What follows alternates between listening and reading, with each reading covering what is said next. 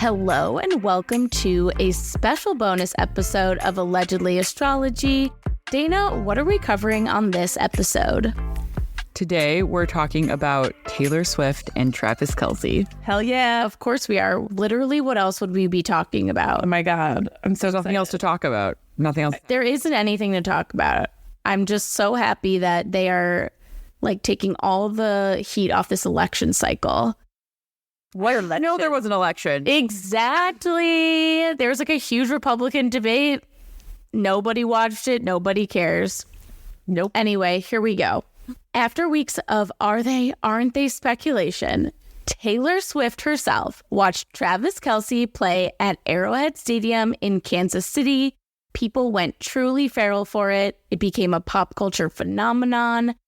Like, you know, obviously we're talking about it. Like all of our Instagram and TikToks are talking about it. But there was a lot of media groups that would never usually talk about Taylor Swift, like ESPN, Barstool, the NFL. They all created content about her visiting. The NFL even changed the name on their Twitter to NFL Taylor's version.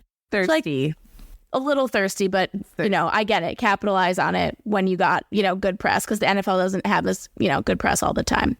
But the visit also introduced Travis Kelce to the Swifties, who for the most part are welcoming him into the coven.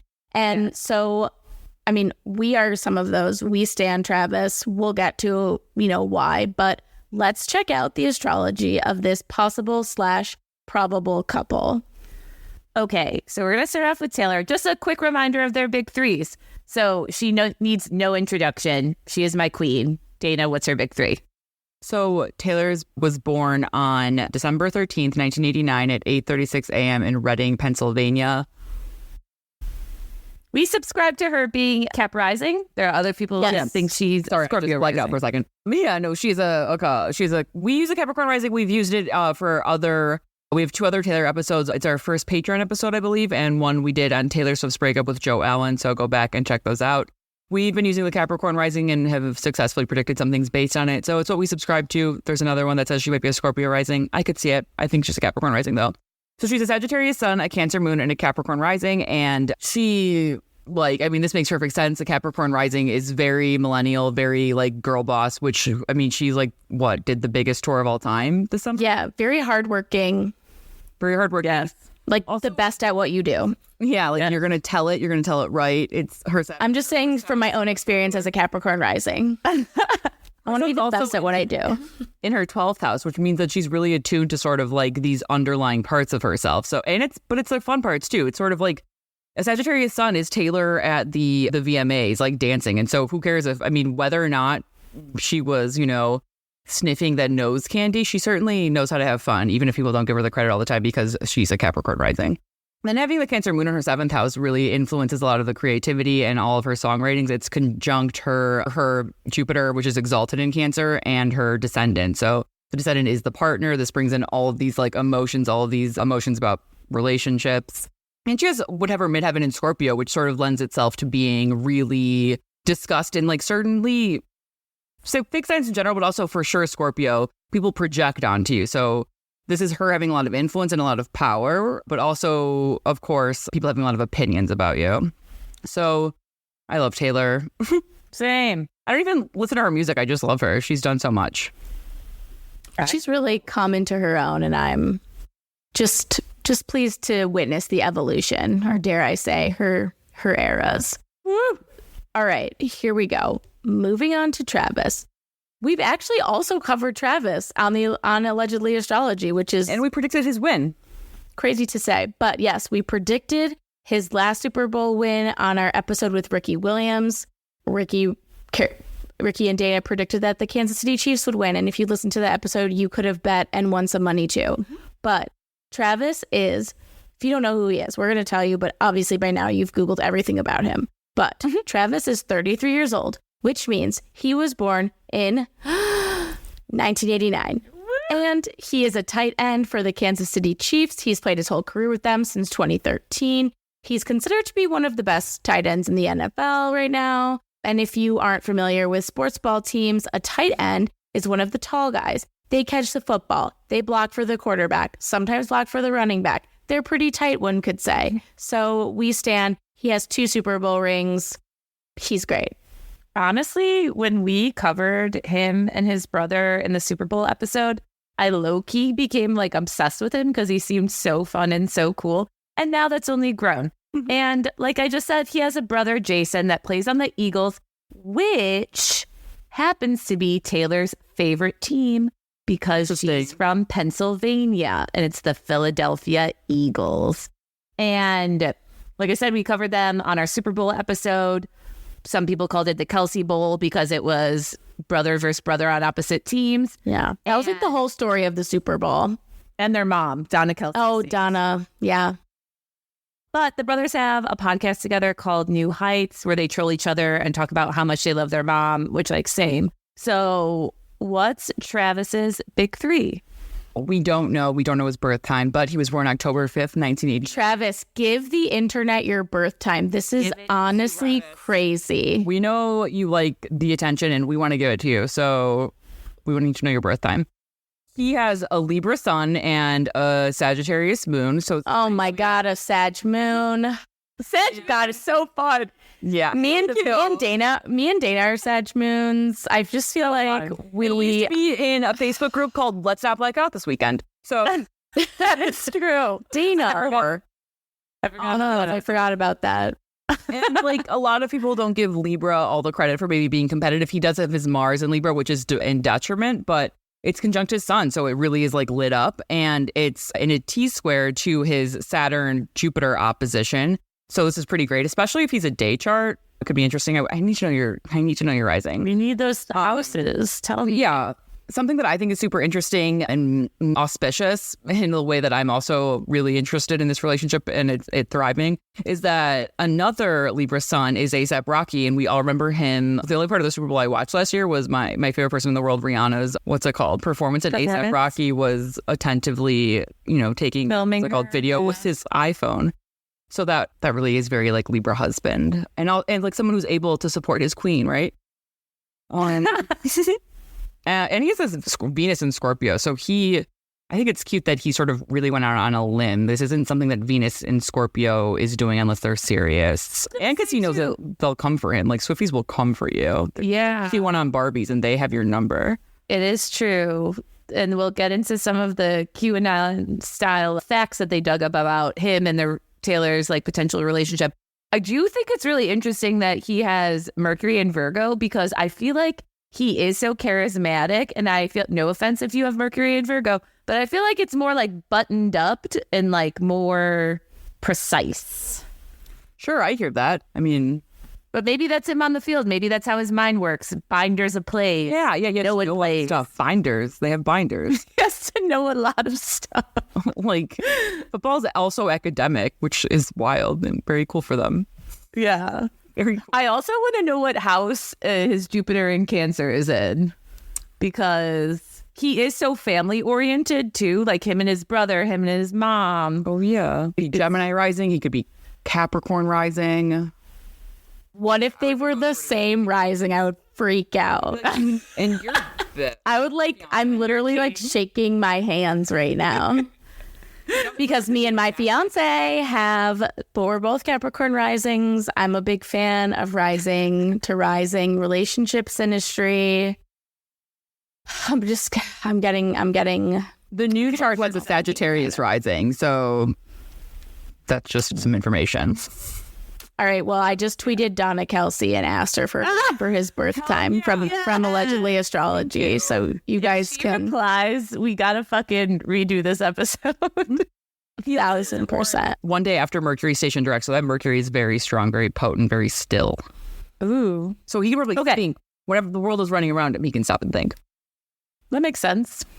So, how did this all start? So Travis went to Taylor's Eras tour in Kansas City at Arrowhead Stadium, aka the place where Travis plays football, and he was hoping to meet her and give her a friendship bracelet with his number on it, but she didn't meet anyone before or after the show, and he was very butthurt, and he said this all on his podcast.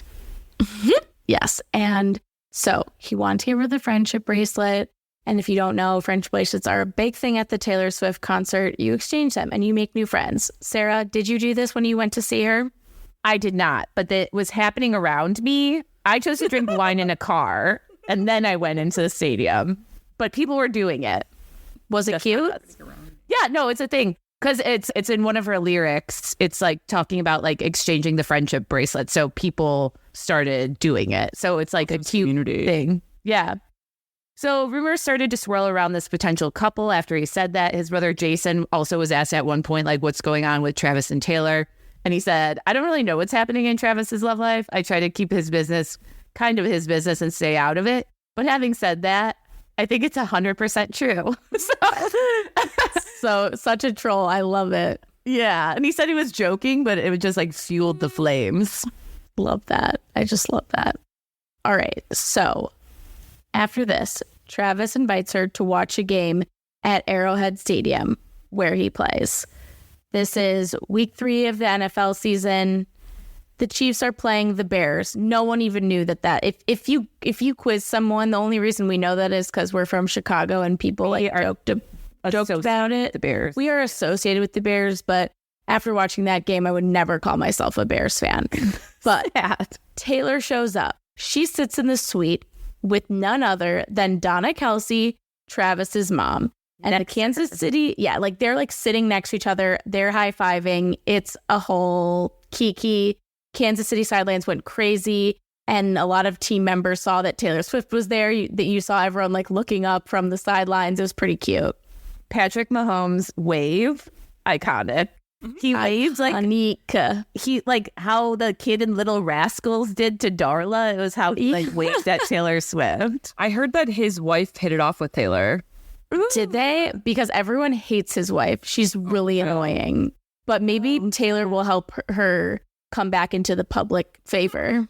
I mean, to help your... Taylor's probably like, I know what it's like to be a blonde woman who people project upon. I will save your career. I will save your reputation, Brittany Mahomes. Congratulations, Brittany Mahomes. Congratulations, Brittany Mahomes. This is your life raft. So everyone freaks out that Taylor's there. The NFL, Barstool, ESPN, all commenting on Taylor being there. Memes and merch are made. Like, I bought a shirt from Barstool Sports that said, loving him is red. And guess what? That's so crazy that you gave them money. But honestly, I don't regret it. I don't regret it either. Their macrodosing podcast is people who like ours would like theirs. Okay. Well, look, Barstool, do you want to do a collab? Because we really want men to learn about astrology. I think it would be helpful for all of us. We accurately predicted the Chiefs winning the Super Bowl. It's true. Holler at us. Let's go. We can make you money. Okay. So Swifties who never watched a football game in their fucking lives were tuning in and living for it. This was a huge pop culture viral moment. Dude, there are girls that I work with that are like, I've never watched football. Now I'm getting Patrick Mahomes in my TikTok feed. Like, dude, people are turning to sports now. So what was going on when Taylor went to the game? So this was September 24th, 2023 at 3:25 p.m. in Kansas City, Missouri. And the rising and moon are in Capricorn and the sun is in Libra. So it's right after a first quarter moon, which is a great time to start anything and a great time to come out and show the world who you are. Hell yeah. Especially during Libra season. So the moon is conjunct Capricorn, which in the first house, which is very like, this is powerful. And we have in the 10th house, the sun in Libra, which is ruled by Venus in Leo, which is conjunct Juno. So Juno is the partner. She was the wife of Jupiter. Venus, of course, is love and relationships. It's also in Leo. It really pertains to celebrities. It's now direct and it's ruling the sun in Libra, or the sun. It rules the sun in Libra. So it's like this Libra, the sun in Libra is a very, a time about relationships. It's a cuffing season traditionally. It's also really important for Travis because it's his sun, Mercury, and Mars return. So he's in a time where this is like putting him on the map. It's good for him to do a lot of important things. Also, Mars was opposite Chiron that day, which is very, I think, healing. Maybe this is starting to heal the gender divide. It's Mars is in Libra, which wants to, bring some harmony, and Chiron's like the wounded warrior. So it's really sort of like, okay, if Taylor's going to be there, then maybe we'll learn about this stupid game. We'll learn about sports too. Yeah. So I think it's pretty cute. Also, it's the same rising as Taylor, so it makes sense that she's sort of front and center and the same midheaven as well. I love that. I love that a lot. Plus, again, just like Venus, Juno, and Leo, it's like, let's stunt. Let's like show off. Yeah. Yeah, no, very fun. And also just like Jupiter in Taurus in the 5th house. Like, we're talking about love. We're showing love out here. So after the game, Taylor was seen walking out of the stadium with Travis. They left in his car and they went to a restaurant after with other players and their partners. And it was said that Taylor and Travis were cute and touchy-feely all night. Ooh. And I love that. Hands. I love that. Yeah, I saw like a sneaky photo of like someone who in the bar where she had her like arms around him, was kind of like leaning up against him. I like that she's just like hammered in photos. Like, you could tell she's like several drinks. Yeah, her arms get even extra gangly when she's like just the littlest bit drunk. But like we said, the world ships this couple. They're amazing. And it sounds like Travis's family and friends had nothing but good things to say about Taylor. On the podcast, Travis said, to see the slow motion chest bumps, to see the high fives with mom, to see how, Chiefs Kingdom was all excited that she was there. That shit was absolutely hysterical, and it was definitely a game I'll remember. That's for damn sure. He said it exactly like that. So anyway, That's so cute. We've come to the point in the episode that everyone wants to know. Yeah, Dana, what is their bi-wheel like? Is this for real or what? Yes, I think tell it's us. for real. So once again, Sagittarius sun, a Cancer moon, and a Capricorn rising. He's a Libra sun and a Sagittarius moon. So his moon is in the same sign as her sun, and it's in her 12th house, using, again, the chart that we use, 8:36 a.m. So the moon conjunct the sun is a beautiful placement or a beautiful aspect to have in synastry with someone, especially when it's maybe traditional gender roles, like the male moon conjunct the woman's sun, really sort of like softens him up to her and allows her to be empowered, and vice versa. She can sort of see his emotional, his soft side, and especially with his moon in her 12th house, he can really love and respect her and appreciate her for the parts of her maybe that isn't always shown. But also he can really bring out that fun part of her. So she's of course hardworking, which he has a respect for. He went to her. I love that he went to her show and he like pursued her, because it's not always like, and he then publicly talked about it, right? Which of course, I guess, I don't know, you could say puts pressure on her, but generally like it puts pressure on him too, because if he's like saying that, like, people are going to be like, you're a loser, dude. Yeah. And yeah, because he had a bracelet with his phone number. How cute. Okay, so I love this moon sun conjunction. That's perfect. Also, his Venus is exactly conjunct her natal Mars, and so that's great too. This is both of his feminine placements are on her male, like two of her male placements, you would say. But also Venus conjunct Mars and Scorpio. Yeah, it's intense. Like, okay, Get it. I mean, it's too vulgar for me to even think about. But yeah, it's great. It's also in her 11th house. So anytime someone has a planet in your 11th house in synastry, they can really bring a lot of optimism into your life. So although a lot of people project onto her, he might like really project like a lot of, goodness onto her, which I mean, I project a lot of goodness onto her. She seems pretty good. But yeah, Venus also on her Mars, like it could be really good for her art as well, since he brings sort of like this, I mean, it could be like innovative for her art. We'll see.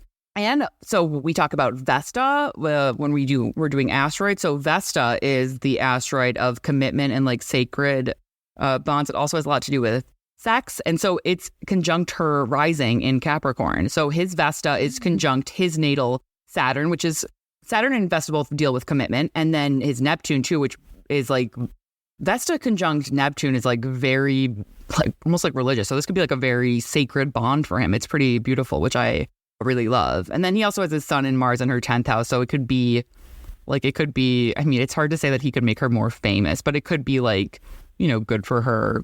It's very public. It's expanding her image. Yeah. Well, also like not that no one knew her, but I also think like when you think of when she dated Joe, they were very like closed off, very secretive, never seen in public. Her with him is like the opposite. Like they are very public of a couple. Mm-hmm. Also, their Mercury, and it is good. It might be good for her. I know we don't. This is a very different relationship than she's had. It's very outside her type. Like she dates like fucking theater guys, British musicians, British dudes. Like I think this is the most, as far as we know, the most meathead masculine guy that she's ever dated. I also really like his Jupiter is close to her descendant, close to her moon, which is nice. It's in her 7th house, which is like fun and cute. His Chiron's also there, which is like healing. Like obviously you could always like hurt with a little Chiron moment, and they're close in age, so their Chirons are going to be close. But everyone I feel like believes they are going to get married. Just like America believes that.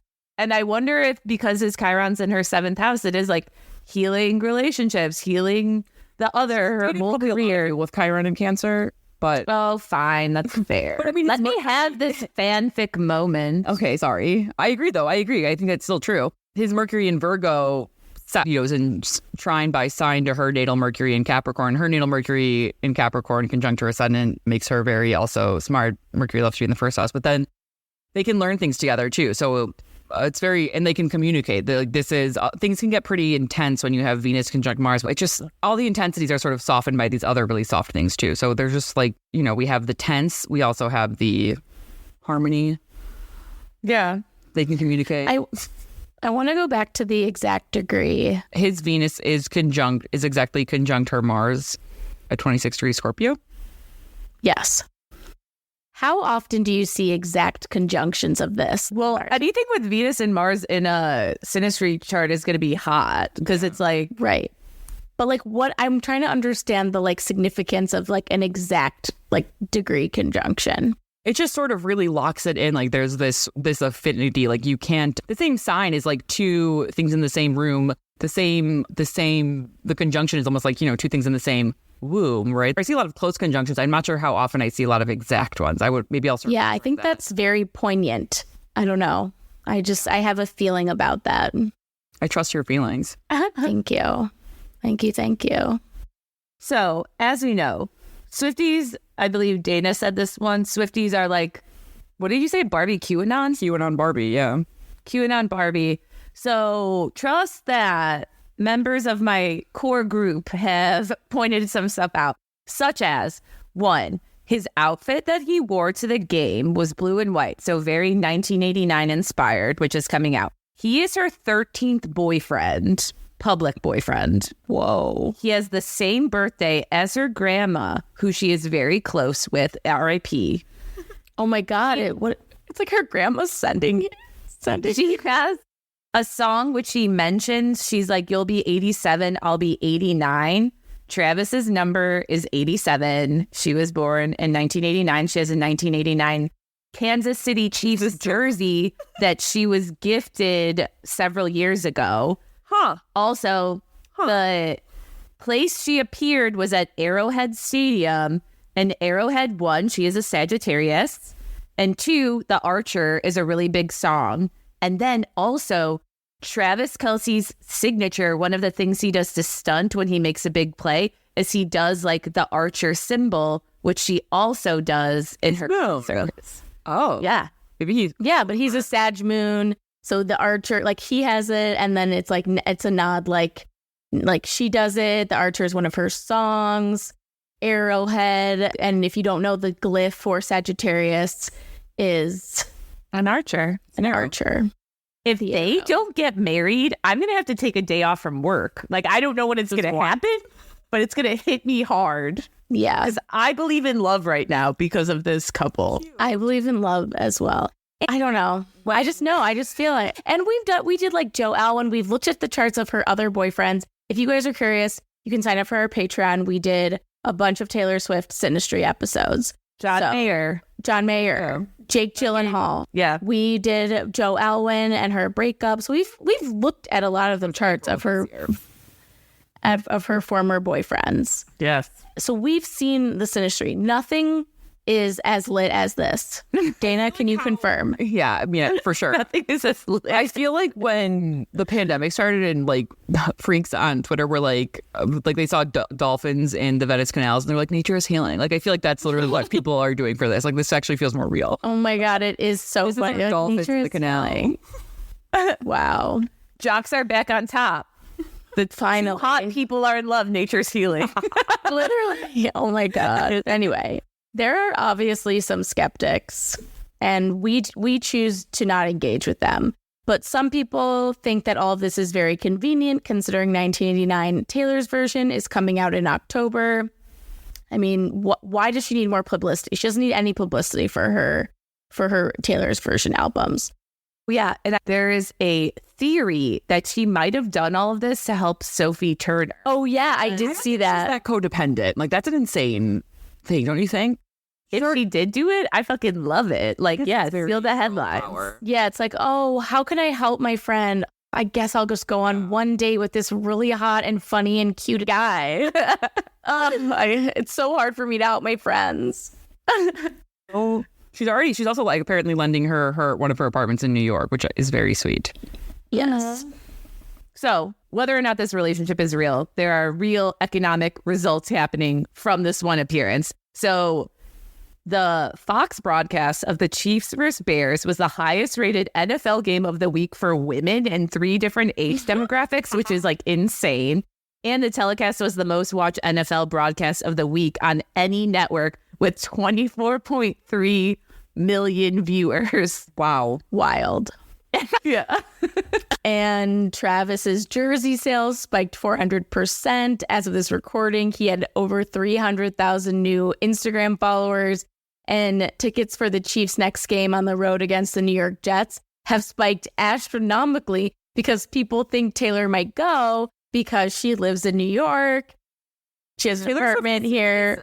Savinclaw. She is modern. We are which is also hilarious because the Jets lost Aaron Rodgers this season. They're doing so terribly. Like, Jets fans are like all but giving up. No one's buying tickets to the games. And then it's like, here comes Taylor Swift, like Santa Claus. Like, I'm going to save the day. You'll want to watch the Jets. It's like amazing. It's amazing. So, though we are already planning their wedding, people say, pump the brakes. It's still early days for them. They're still getting to know each other. But I have to know and be gentle with my heart. Dana, what are your predictions for them? What do you think? I'm not going to make any solid predictions for them as a couple because I need their, I need to know his time. But okay, just individually, which is a great way to do predictions for couples too. The eclipses are now happening in the sign of his natal sun and Mars. So like October is eclipse season. So that's upon us. So that's happening in his natal sun and Mars. So major things are happening in his life too. He has 3 returns away. I think it's Sun, Mercury, and Mars return, which is pretty intense. But I have a much more notes about Taylor since we both have a birth time and are, Swift heads or whatever. So her 2023 perfections, if she's a Capricorn rising, she'll be in an 11th house year, which is goodwill, optimism. It's activating her midheaven. And her solar return descendant is in Scorpio, which is her perfected sign. And it's close to her natal Mars and it's co-present with her solar return Venus. So whenever your solar return descendant is in the same sign that your annual perfection is in, that's an indicator of major relationship occurrences. And if you're not in one, it's a suggestion that you'll get in one. So I like that. Her solar return ascendant is in Taurus, which is a sign that relates to both relationships and getting pampered. It's ruled by Venus and it's conjunct Jupiter. It's conjunct Uranus and in the same sign as Jupiter, which is about luck, benefits, and surprises. So this could be a really surprising year for her where she transforms too. It could be really good for her art. Uranus can be really cool for art. Her solar return ascendant is in her natal 5th house. The 5th house and the 7th house relate to romance. So this is another indicator that you're going to have a romantic year. Also could be really good for creativity. Her progressed ascendant is conjunct her natal North Node in Aquarius. So that's sort of like a very significant year as well. And her progressed Mars is conjunct her natal sun. Doesn't perfect until February 27th, 2025, but it's 1 degree away. It's applying. So this is empowerment. It could also be, it's in her 12th house, so it could be getting pregnant. I mean, I think that would sort of mess up a lot of her plans, but it could just also be having a lot of fun in the bedroom. And her progressed Jupiter is conjunct her natal moon at 3 degrees Cancer. The moon rules Cancer and Jupiter is exalted in Cancer. So these are the two Cancer sign or Cancer planets, the moon and Jupiter. So it's bringing like a lot of, I guess fertility is like the word, but just sort of like love and like richness to her life. She's getting her needs met. And this is like 2025 or we're still? Oh, this is right now. So the thing this is right now. 25. The progressed Mars, her progressed Mars crosses her natal sun exactly on February 27th, 2025. But currently it's applying. So it's so what does that mean when it perfects? When it perfects is like the peak of anything. So that could be like everything. Yeah, that's sort of like the orgasm. I mean, it's like, like the release. Now, then something else happens. her progressed Venus is retrograde, and it retrogrades into Capricorn on January 9th, 2024. So that's very soon, and that's in her first house, which is bringing love to her, which I really like. So here's the timeline. They're dating. They're hanging out right now. January, they DTR. He drops the album. We're in love. Fast forward to February 2025. They've been dating officially for like a year and a half. They're obsessed with each other. Travis has just won his 4th Super Bowl. End of February. They go on vacation to celebrate. He drops down on one knee. They're engaged. They're married by the end of 2025. I love fanfic. Holy shit. Fanfic in real time is the best. Yeah. Yeah, that was just straight up from my brain, or maybe from my heart. Straight off the dome, just in those seconds. Yeah. So oh my God. I'm really excited for her. It seems like she could be really happy. Her soul return Vesta is also in Cancer in her 7th house. So that could be real commitment, a very sacred bond. Yeah. I love that. I love that too. You guys, this is so great. I also heard we keep talking about how Travis is hot and whatever, but Lorne Michaels said he was one of the best guests ever on SNL. Really? He does seem really funny. He was good on SNL, even in that creepy American Girl doll skit. Like, he seems like genuinely funny. Sad. Well, also something, and I, like, literally, I'm not a person who's like, oh my God, he's good with kids typically, but there was a podcast where his brother's kid was heard in the background. Like, she was like, sorry, because like, you could hear her recording. And Jason Kelce's like, oh my God, sorry. Did you hear that? And Travis is like, yeah, like, no, it's fine. It's just an adorable little voice. And then Jason Kelce's daughter comes in and sees Travis and she's like, Uncle Travie. Like, she was like so excited to see him and he was so cute with her. And honestly, my ovaries were quaking. Glowing. I was like, wow. Honestly, yeah. I watched, this is actually crazy, but like I watched the Kelce documentary just because I had heard about it. Yeah. Immediately before the Kansas City Chiefs game. Like, Danton and I watched it in the afternoon. We were like, what do you want to watch? Football was boring, but we like wanted to be football adjacent. And he was like, do you want to watch that Kelce documentary? And I was like, yeah, why not? And so like going from like that documentary, which is mostly about Jason and his daughters and his family. He has 3 daughters. So like Travis is the ultimate girl uncle. It's so cute. But like just watching that and then seeing the Travis Kelce thing, I'm like, I am bought in on this family. They do seem very cute. Like, I feel like he seems like so fun and is hot and is good at sports and is a family person. And honestly, doesn't seem that toxic, although his ex-girlfriend says that he cheated on her. Yeah, he definitely is like a little bit of a douchebag. He made some mistakes in college for sure. He got in trouble for like smoking weed in the college like championships or whatever. But and he was just like a party boy in general. But he was literally a kid. Also, he's from the Midwest. We stand Midwest man.